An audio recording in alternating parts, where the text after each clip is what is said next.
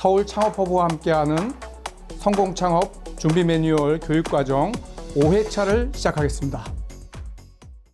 네, 지난 시간에 이어서 이번 시간은 글로벌 시장 분석이 도대체 무엇인지에 대해서 한번 같이 공부해 보도록 하겠습니다. 네, 앞에서 시차 발전에 대한 개념도 잠깐 말씀을 해주셨고, 그런데 네. 이게 국가별로 경제나 이런 거에 대해서 좀 기본적으로는 알아야 되겠죠. 네.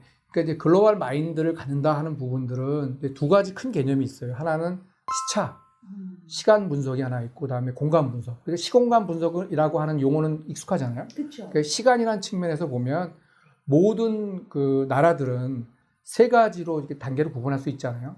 원래 선진국, 네, 그다음에 개도국, 네, 그다음에 저개발국, 네. 이렇게 구분을 하니까 저개발국에서 이제 개도국이 되고 네. 개도국에서 선진국이 되죠. 우리나라 예를 들어 봅시다. 우리나라 1950년대 해방하고 나서 완전히 못 사는 나라였죠. 그러다가 이제 개도국이 되고 지금 3만 불이 넘어서 네, 선진국에 이제 초기에 진입을 한 거죠. 네. 그래서 이런 식으로 전 세계의 경제 발전 단계가 다르다 하는 개념은 어떤 시사점이 있냐면 선진국에 있는 사업 아이템을 개도국으로 가져올 수 있는 거고 네. 개도국에 성공한 사업 아이템을 이제 후진국으로 가져갈 수 있는 거죠. 그런 식의 관점에서 그런 시차를이라고 하는 관점에서 사업 아이템을 볼 수 있는 개념이 되겠죠. 그러면은 어느 국가를 좀 타겟으로 해가지고 네. 우리나라에서 입장에서 본다면 어느 국가를 좀 타겟으로 해가지고 사업 아이템 그거는 이제 사업 아이템이 예를 들어서 첨단 제품이다. 핸드폰이나 바이오라든지 네. 요즘 빅데이터라든지 이런 네. 자기 사업 아이템 자체가 네. 이제 첨단 제품에 속성이 있으면 이거는 사업을 어디로 가져가야 되냐면 개도국이라든지 저개발로 가는 것이 선진국으로 가져가야죠. 그러니까 그걸 우리는 이제 공간 분석이라고 합니다. 네. 내 사업 아이템이 첨단 산업이고 미래 유망 산업이고 이런 경우는 선진국에 가서 본토 글로벌 전략을 하는 거고 네. 그렇지 않고 전통적인 어떤 산업 지난번에 아까 피트니스 센터 같은 그런 베트남으로 네. 가는 거는 인도네시아? 그건 첨단 산업이 아니고 한국에 성공한 어떤 사업 아이템을 가지고 갈 때는 네. 그거는 이제 개도국이나 또 후진국이나 그런 쪽으로 가는 거죠. 근데 그걸 이제 공간 분석이라고 합니다. 그러니까 내 사업 아이템이 뭐냐 할 때 글로벌 시각에서 보면 내 사업 아이템이 어느 거냐 그 정체성에 의해서 내가 선진국으로 갈지 후진국으로 갈지 이걸 결정하고 시차 분석이라고 하는 것은 시간차가 존재하니까 네. 시차를 이렇게 보는 거죠. 내 사업 관계. 그래서 그 시간차를 보면 내가 한국에 성공한 거를 일본이나 중국으로 가져가는 것보다는 네. 베트남이나 또는 미얀마나 또는 중앙아시아로 가는 그런 시차를 보는 그런 시각 하나 하고 네. 그다음에 공간을 보는 시각을 두 가지를 같이 보면 글로벌 시각이라는 것들이 조금 이해가 쉬워질 것 같습니다. 그러면은 국내에서 좀 성공한 그런 사업 아이템들을 이렇게 추려가지고 네. 이제 개발도상국이나 아니면 저개발국 네네. 쪽으로 가지고 가면은 좀 사업화하기가 용이하겠네요. 그 중에 이제 대표적인 건 지난 시간에도 얘기했지만 그 대우증권의 매각한 그분은 네. 한국에서 성공한 온라인 트레이딩을 가지고 인도네시아 간 거잖아요. 네. 근데 우리나라가 또 잘하는 것 중에 하나 게임이죠, 게임. 네네네. 게임. 그래서 게임을 한국에서 그 성공한 게임을 가지고 어디로 갔냐면 브라질.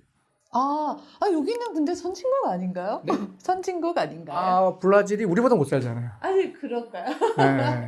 그러니까 그 남미죠, 남미. 네, 남미 시장에 우리 애가 성공한 것들을 그 나라 말로 바꾸고, 그 다음에 이제 그 남미는 사실 좀 낙후가 돼가지고 결제 시스템이 있죠. 우리나라 같은 경우에는 통장이 있고 카드가 있기 때문에 결제가 바로바로 되잖아요. 네. 근데 아프리카라든지 남미 같은 경우 결제가 금융 계좌를 갖지 않습니다. 그래가지고 우리로 말하면 핸드폰에 충전을 알약 충전하든지 그 충전한 걸 가지고 게임을 할 때 결제를 한다든지 그 현지의 그 낙후된 결제 방식을 좀 바꾸고 그다음에 이제 거기는 스페인어 아니면 포르투갈어잖아요. 네. 그 성공한 게임을 가지고 와서 성공한 회사가 있습니다. FHL 게임즈라고 하는 회사가 그 사장님이 네오이즈라고 하는 게임의 임원이셨는데 은퇴하고 나서 남미를 한번 이렇게 이제 여행을 하다가 여기 젊은 사람이 너무 많은 거예요. 네. 그럼 내가 이 한국에 성공한 이 게임을 내가 남미로 가져가서 하면 성공하지 않을까 해서 남들보다 먼저 2000년대 초반에 이걸 가셔가지고 지금 굉장히 성공한 게임이 되는 거죠.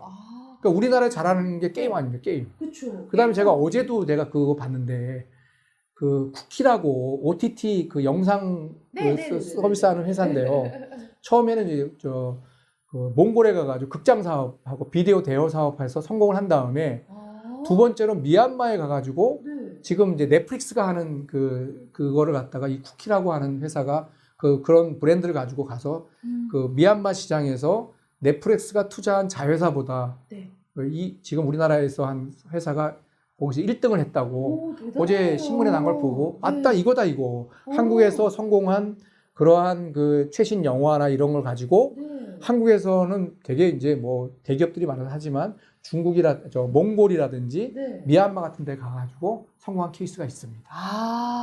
그래서 우리나라에서 성공한 아이템을 좀 이렇게 잘 캐치해가지고 그런 시장을 좀 근데 자세히 이렇게 볼 수 있는 그런 시간적인 것과 공간적인 거를 그 안목을 좀 키우는 게 관건이겠어요.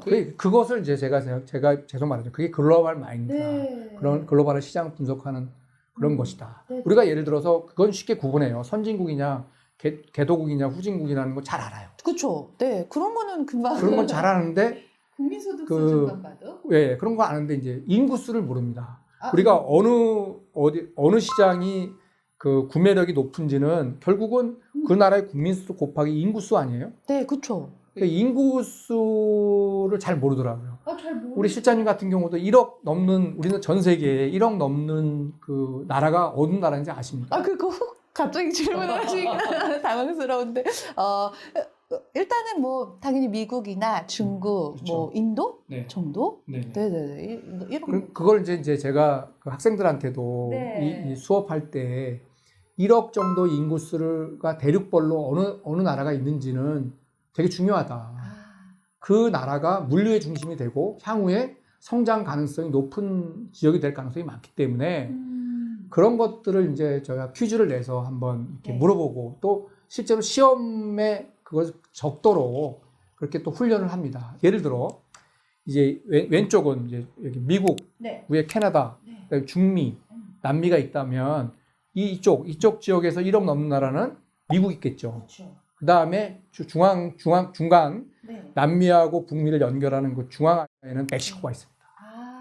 그래서 멕시코가 사실은 뭐 그 우회 수출하는 공장들이 멕시코에 있죠. 그 다음에 남미에는 유일하게 브라질이 있습니다. 그럼 외우시죠? 이쪽 지역. 그 다음에 이제 이쪽 유럽과 아프리카 봅시다. 유럽은 선진국이지만 1억 넘는 나라는 러시아 말고는 사실 없어요. 독일이 8천만 정도 되고요. 거긴 1억 성장이 어떻게 보면 포화된 거죠. 아프리카 같은 데는 1억 넘는 나라가 어디가 있냐? 문명의 시초가 어디죠? 이집트죠. 이집트하고 에티오피아, 나일강을 끼고 있는 거기가 1억이 넘고요. 그 다음에 이제 아프리카의 그 옛날에 노예 그 영화 같은 거 많이 나왔잖아요. 그게 나이지리아입니다. 나이지리아. 이쪽 아프리카에 이렇게 해골 모양으로 쏙 들어간 거기. 거기서 노예들을 갖다가 사가지고 뭐 남미에도 팔고 뭐 미국에도 팔고 뭐 그런 영화들이 나오잖아요. 그 나라가 나이지리아가 또 인구가 넘습니다. 이렇게 넘습니다. 요겁니다. 그 다음에 우리가 있는 아시아. 아시아는 여러분 다 알겠지만 중국하고 인도죠. 또 인도 인근 지역에 뭐 파키스탄이나 또 뭐죠? 그런 나라가 또 1억이 넘고요. 그 다음에 중국의 근처에 있는 일본 1억 넘고, 그 다음에 중국 밑에 있는 필리핀 1억 넘고, 그 다음에 이제 베트남이죠. 베트남이 그래서 핫하군요. 이제 9,700만 정도 됐나요? 거의 다 됐네요. 거의 다 됐네요. 그 다음에 이제 인도네시아가 또 1억이 넘습니다. 생각외로 되게 또 많이 있네요. 나라가. 그래서 이런 나라들이 이제 앞으로 경제 그 규모가 이제 커지니까 국민소득은 낮다 하더라도 인구가 많으면 언젠가는 구매력이 있어서 늘어나죠. 그래서 이제 지금 우리가 그 창업을 할 때 선진국으로 갈 수 있는 아이템들은 가지만 한국의 성공한 아이템을 가지고 이제 이렇게 1억 넘는 나라로 가는 것이 글로벌 마인드를 키우는 가장 중요한 방법이 될 것 같습니다. 아니 생각 외로 아시아가 1억이 넘는 인구가 1억이 넘는 나라들이 많네요. 네, 그래서 맥킨지 컨설팅 같은 회사에서는 앞으로 네. 세계가 성장한다면 동남아시아 아니면 중앙아시아 성장할 것이다. 앞으로는 동남아의 시대가 된다는 얘기를 되게 많이 합니다. 아, 저도 그럴 것이라고 생각이 듭니다. 그 동남아를 좀 공략을 해볼까요? 그래서 다시 한번 이제 정리를 하자면 글로벌 마인드라는 게 시간과 공간, 그다음에 1억 넘는 인구수를 공부하기 시작하면 글로벌 마인드가 생깁니다. 그러니까 그런 관점에서 여러분들 공부하고 준비하시면 사업 아이템을 본투 글로벌 할 수 있는 좋은 전략을 세팅할 수 있다고 생각이 듭니다. 네, 감사합니다.